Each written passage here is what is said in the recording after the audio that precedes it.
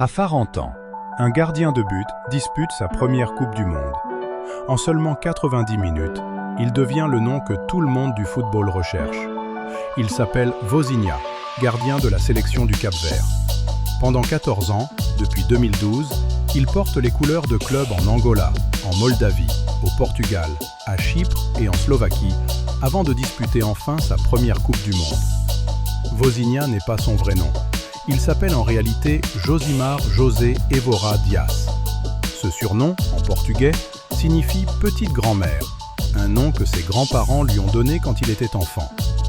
Pour ses débuts en Coupe du Monde, le 15 juin, il multiplie les arrêts pendant 90 minutes face à l'Espagne, championne d'Europe en titre, repoussant Ferran Torres, Pedri et Aymeric Laporte.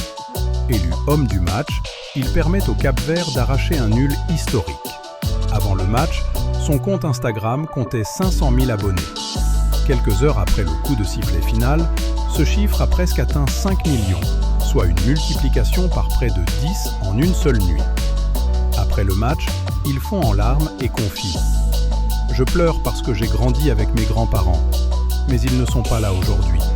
Ils sont décédés il y a quelques années, et ils ont tout fait pour moi et pour ma vie. » Mais ce n'est pas une étoile montante.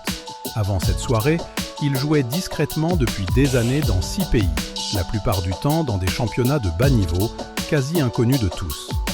Le monde a cru le découvrir, mais en réalité, on ne fait que le remarquer après des années passées dans l'anonymat.